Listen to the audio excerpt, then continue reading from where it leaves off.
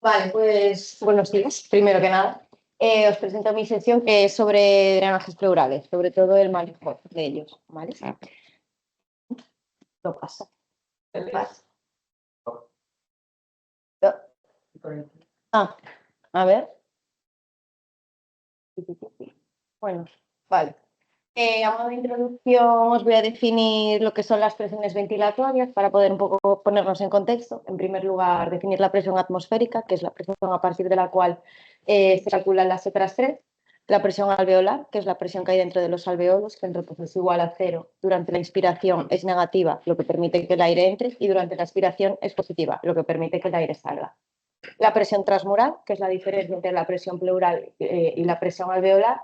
Y por último, la presión pleural, que es la presión que hay entre la pleura parietal y la pleura visceral. Normalmente es negativa respecto a la presión atmosférica, en torno a unos menos 5 centímetros de agua. Esta presión es importante porque evita el colapso pulmonar y las atelectasias. Hay una serie de patologías que alteran la presión pleural, que son estas que he puesto aquí, que conocemos todos: neumotoras, fístula broncopleural, derrame pleural, empiema, hemotoras y quilotoras, que básicamente es la acumulación de contenido bien líquido o bien gas en esta pleura. Esto hace que esta presión intrapleural se iguale o incluso supere a la presión atmosférica, impidiendo la expansión del pulmón, la correcta oxigenación y puede suponer un riesgo vital. Para qué se utilizan los drenajes pleurales: para eliminar este contenido anómalo, bien sea aire o bien sea líquido dentro de esta cavidad pleural, permitir que el pulmón se reexpanda y la correcta oxígeno. Indicaciones. Bueno, hay una serie de indicaciones que están bastante establecidas, aunque siempre hay que valorar la clínica del paciente y la tolerancia a nivel intercambio gaseoso, que son las que conocemos todos: neumotoras a tensión, bien sea traumático, iatrogénico o posquirúrgico; un neumotoras espontáneo mayor del 20% o un neumotoras que tenga una repercusión clínica en el paciente. Un hemotoras también que tenga repercusión clínica, derrame pleural no controlado, quilotoras o un empiema con pH menor a 7. En cuanto a las contraindicaciones, no existe una contraindicación en absoluta, siempre hay que valorar riesgo-beneficio, pero siempre hay que tener en cuenta el riesgo de sangrado, sobre todo en pacientes con coagulopatías y anticoagulados. Aquí, bueno, os voy a explicar un poco el material que hay. En primer lugar, los tipos de catéter. Esto es un trocar, un tubo de drenaje trocar, que es rígido, es el que suelen poner los torácicos, que se inserta mediante toracostomía por técnica Roma. Existen de diferentes calibres: fino, medio y grueso. Este es el tubo de drenaje blando o pigtail, que es el que ponemos en la rea, que se inserta por técnica Schedlinger, ¿vale?, que explicaré más adelante. Esto es como lo más básico: es una bocat unida a una llave de 3 pasos y a una jeringa. Se puede utilizar para una toracostosis diagnóstica o bien en una situación de urgencia vital nos puede permitir ganar tiempo. Ha hecho lo que la van a ganar. Estos dos, que nosotros no los solemos usar tanto, que es el rojo es el primero que sale, que es un catéter a través de una aguja introductora que simplemente se pincha con la aguja y a través de la aguja se pasa al catéter. Y el azul es la válvula de Hemlich, que es una válvula que se utiliza sobre todo en emergencias y en extrahospitalaria, que es una válvula unidireccional, que solo permite la salida de contenido. En cuanto a los sistemas de drenaje, hay 3 tipos fundamentalmente: el de Hemlich, que es el que estaba en la diapo anterior, como hemos visto, con sello de agua y sistemas digitales. Con sello de agua está sobre todo el Pleurevac, que lo conocemos todos, que es el que tenemos en REA, que consta de 3 cámaras. La primera cámara, que es la cámara blanca, es una cámara recolectora, la que podemos cuantificar y visualizar el contenido drenado. La segunda cámara es una columna de agua, que lo que permite es que el aire salga pero que no vuelva a entrar, una columna de agua de 2 centímetros, ¿no? Y la tercera columna es la columna de la aspiración, donde ponemos una aspiración negativa si así lo queremos, que suele ir entre menos 10 y menos 30 centímetros de agua. El que está al lado, más blanco, es un sistema digital, es como un Pleurevac 2.0. Permite hacer una presión negativa optimizada, sin que sea necesario que esté conectado a una aspiración. Entonces produce una aspiración negativa y cuantifica digitalmente el drenado y la presión que está haciendo. Es más caro, pero también es más cómodo para el paciente porque le permite deambular. Y la válvula de Hemlich, que ya la hemos comentado. Es de menor. Eso ya no lo sé. Puede ser, ¿eh? En cuanto a la técnica, hay dos técnicas principalmente, que es la de Stellinger y la disección Roma. En primer lugar, en cualquiera de los dos informar al paciente si la situación lo permite y premedicarlo si así consideramos necesario. Prepararemos todo el material y colocaremos al paciente, que normalmente se coloca semisentado o en acitren, con el brazo en abducción y si se puede detrás de la cabeza para permitir tener más espacio.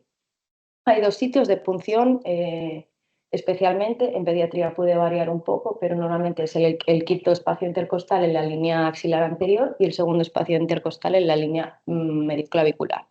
Se utiliza uno u otro generalmente en función si queremos evacuar un contenido aire o un contenido líquido. Si es un contenido líquido nos vamos abajo y si es contenido aire vamos al de arriba.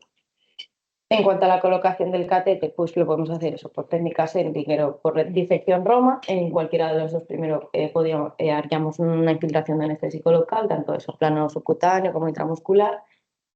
Para la técnica Seldinger lo que haríamos es conectar una aguja a una jeringa y en aspiración continua iríamos pinzando hasta que veamos que estamos en el espacio pleural y luego una vez ahí pasaremos una serie de dilatadores hasta que podamos pasar el drenaje.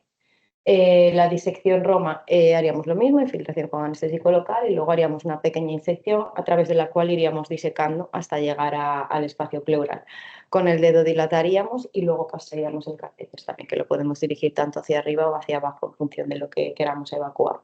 Y luego se comprobaría mediante una prueba de imagen y se conectaría el sistema de carga.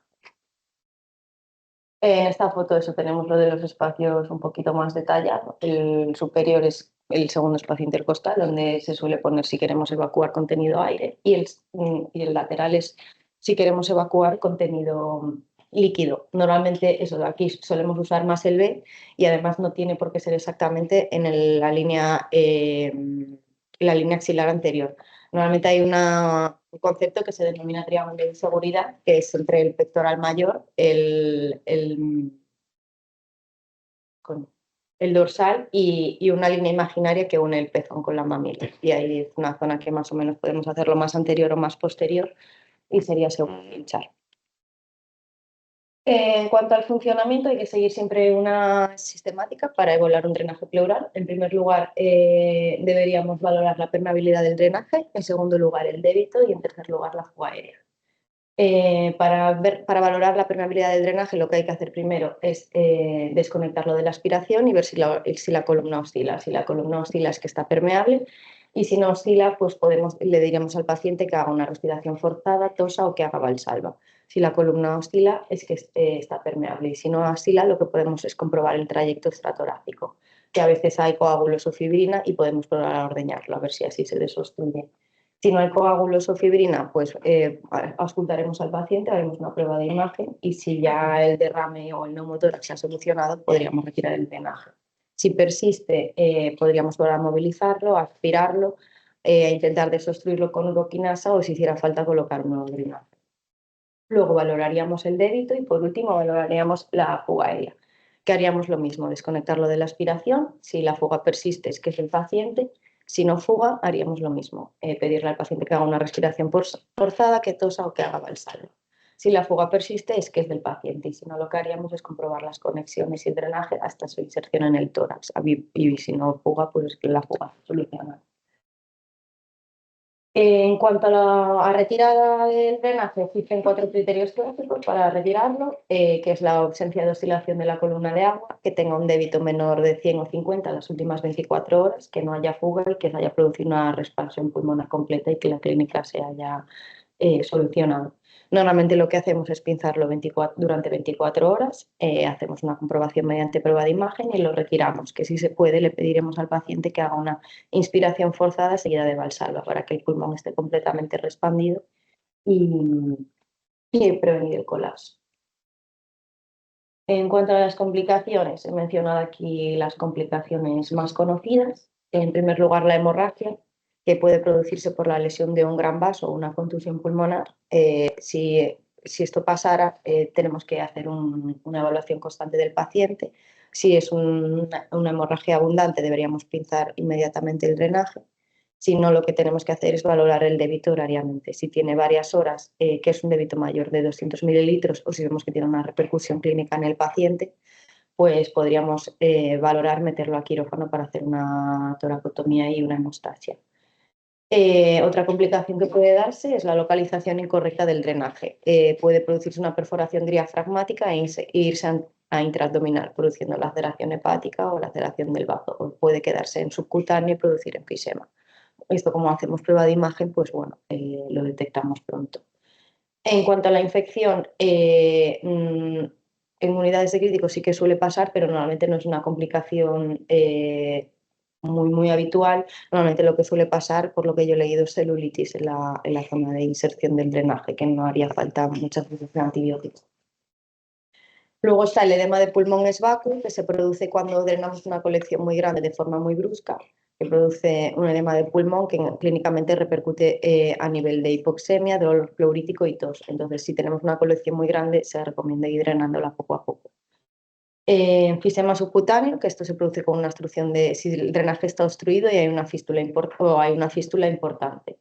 Lo que debemos hacer es comprobar el trayecto para ver si está obstruido o si está obstruido, valorar colocar un drenaje nuevo. La obstrucción del drenaje, que ya lo hemos comentado en el algoritmo de evaluación, se puede intentar ordeñar y hacer lavados con uroquinasa. Siempre hay que valorarlo porque he visto también que hay sitios donde hacen lavados con suero, pero he visto también que esto aumenta el riesgo de infección, entonces, bueno, un poco riesgo-beneficio y valorar los días que lleva, el débito y demás. Y por último, la salida accidental del drenaje, que habría que valorar si sigue siendo necesario colocar otro o si ya el paciente puede estar sin él. Y esto sería todo. La bibliografía. Molt bé.